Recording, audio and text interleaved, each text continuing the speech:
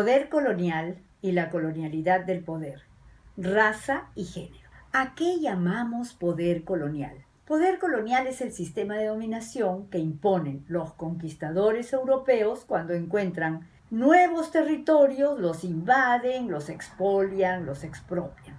A eso le llamamos poder colonial y aquí vamos a referirnos fundamentalmente al que imponen los españoles y portugueses en Aviala, América, cuando llegan en los años 1500, pero no crean que es el único. Ese poder colonial, increíblemente, en solo 30 a 50 años, consigue desarmar el orden político, espiritual, económico preexistente. Generan una caída demográfica espantosa. La población de este continente disminuye a 1/10 o 1/6 de lo que existía anteriormente, y en ese corto tiempo de tanta destrucción y expolio imponen un nuevo sistema de dominación favorable a sus intereses económicos, políticos y de explotación. Eso es el poder colonial. Pero ¿cómo logran imponerlo tan rápidamente? Miren, el dispositivo principal que inventa el poder colonial es la raza. Y de los 3 grandes dispositivos que se sirve es, al igual que el poder patriarcal, de las violencias, ya hablamos de la guerra, la tortura, el genocidio, la muerte, las instituciones y leyes y, como les dije, el discurso principal es la raza. ¿Qué pasa con las instituciones? En primer lugar, traen la propiedad privada, implementan la encomienda, la hacienda, el trabajo forzado, tanto la esclavitud como, por ejemplo, la mita minera. En zonas cercanas a grandes minas de minerales preciosos como Potosí, Guanajuato, en México, pues todas las comunidades circundantes están obligadas a entregar 6 o más días de hombres y un número de hombres al año para la mita minera. También se imponen leyes diferenciadas. Existe la República de Indios, entre comillas, y la República de Españoles, entre comillas, que son un conjunto de leyes diferenciadas para unas y otras comunidades, y del mismo modo la doble moral sexual. El hombre de las élites colonizadoras puede tener ciertos comportamientos sexuales con sus mujeres legítimas de matrimonio, solo en matrimonio, pero con las mujeres de las poblaciones aborígenes pueden hacer lo que les venga en gana, con mucha violencia, por cierto. Nace también la bastardía, porque se considera a los hijos de esas uniones bastardos sin derechos, el mestizaje y muchas otras instituciones similares como el tumbacholas, muchas de las cuales subsisten hasta bien entrado el siglo presente. Y como les decía, el dispositivo principal es la raza que considera a unos superiores y a otros inferiores, a unos civilizados y a otros primitivos, y a los segundos mental y moralmente débiles y por tanto incapaces de gobernarse y requeridos de la tutela de la iglesia, del virrey, etc. ¿Por qué la raza? En los años 1550 hubo un debate muy importante al interior de la Iglesia Católica entre quienes sostenían que las poblaciones originarias, los indígenas, no eran humanos plenos, no eran racionales, y quienes sostenían lo contrario. Afortunadamente ganaron quienes sostenían lo contrario, con Bartolomé de las Casas y sus seguidores, pero eso obligó a generar un nuevo dispositivo de poder, porque la moral católica considera pecado la muerte, el asesinato, la tortura. No matarás.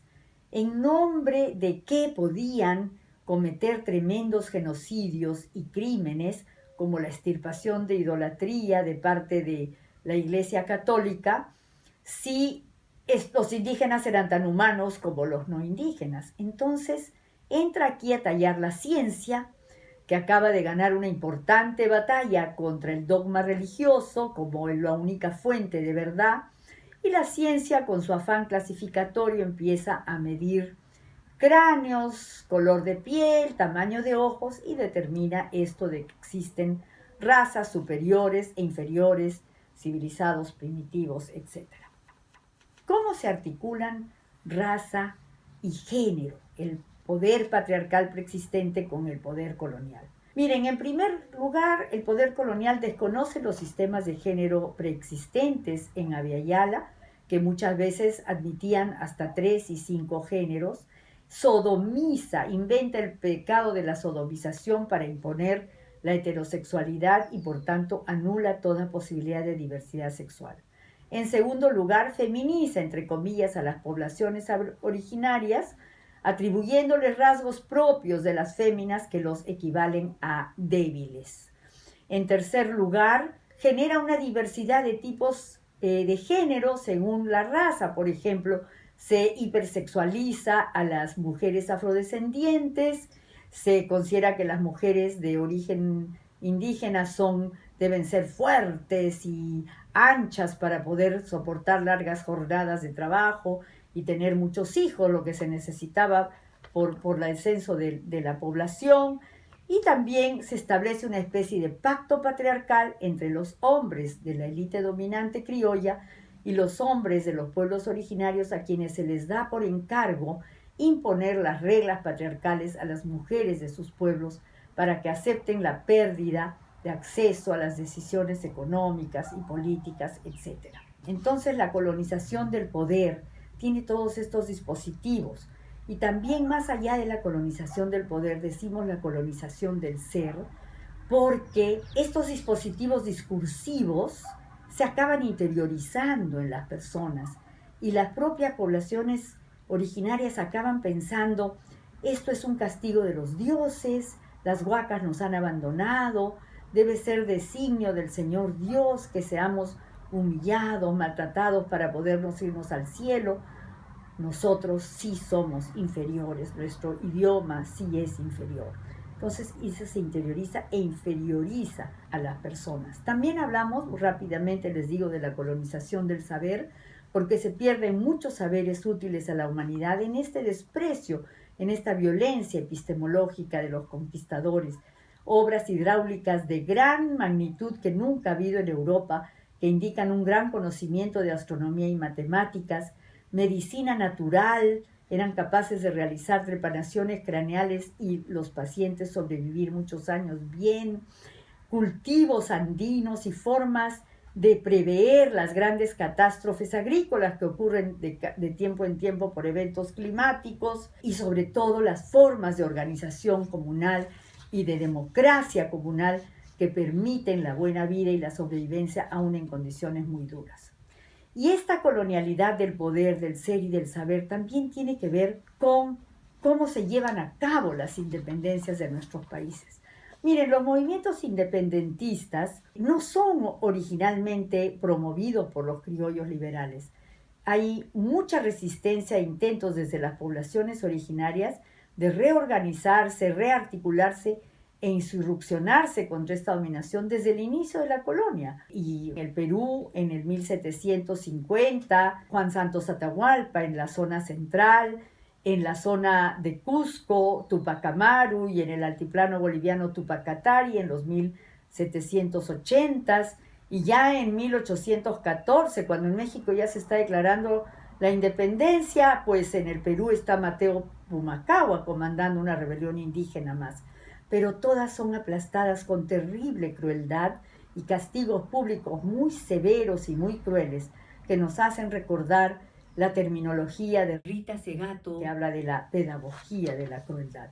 Entonces los movimientos indígenas quedan muy debilitados y es ahí donde al final la independencia es ganada por ejércitos libertadores constituidos por indígenas y mestizos, pero comandados por criollos liberales, con propuestas inspiradas en la Revolución Francesa, que al final, por supuesto, no se cumplen, con armas y fondos proveídos sobre todo por Inglaterra y otros países europeos capitalistas que se quieren disputar el nuevo territorio.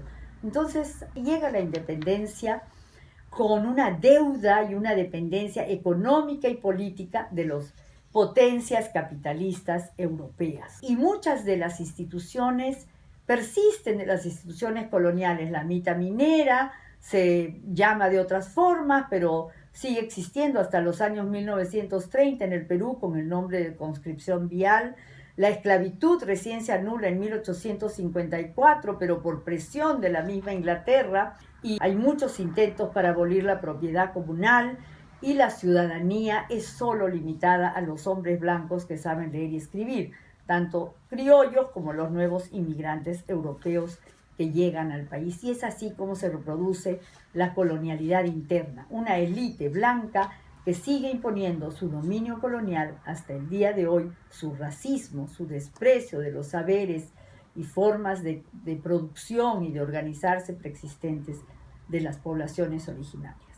Otro dispositivo muy importante es que este poder colonial patriarcal se articula también virtuosamente con el poder capitalista. De esto hablaremos en el próximo episodio, pero quiero decirles rápidamente que el capitalismo siempre requerirá de la colonialidad, porque siempre necesita nuevos territorios y nuevas vidas humanas que explotar y que depredar, al punto que está poniendo nuestro planeta en peligro. Y así como se colonizó a Yala en los 1550, la India y el sudeste asiático en los 1750, África entera en los 1870, pues hasta hoy en día vemos los casos de Palestina, Irak, Afganistán y la misma Ucrania, que siguen siendo nuevamente colonizadas por el capitalismo, que no importa si viene de Inglaterra, de Estados Unidos, de Rusia o de China, es un sistema depredador y de incesante necesidad de crecimiento. Y sus dispositivos siguen siendo la violencia, las instituciones y los discursos, y la raza es un discurso muy importante para justificar esta cruel dominación que va en contra de su propia moral cristiana, entre comillas, derechos del hombre, la determinación libre de los pueblos, los valores de la civilización occidental, etcétera, etcétera. Para terminar muy rápidamente, quiero decirles que las mujeres no son ajenas a esta historia. Si bien mencionamos a los líderes varones indígenas, en todas las rebeliones indígenas siempre estuvieron las mujeres no solo al lado, delante de las luchas, delante, poniendo sus pechos a las bayonetas abiertas, como lo hemos visto hasta los años 1960 y 70 en el Perú, en las tomas de tierras que obligaron a la reforma agraria. No solamente han estado siempre presentes en todas las luchas de sus pueblos originarios, sin dividir las agendas de raza y clase, porque tienen muy consciente que no se puede despatriarcalizar sin descolonizar, ni viceversa, sino que las mujeres tenemos otras formas de resistir y de insurgir para horadar el poder, unas formas donde no buscamos ser heroínas, ni tener riquezas, ni poder, porque lo que nosotras buscamos es preservar la vida, cuidar la vida y aportar para una buena vida para todos, todes y todas. Sobre estos temas seguiremos hablando próximamente. Les agradezco mucho su atención y queda atenta a sus preguntas y comentarios.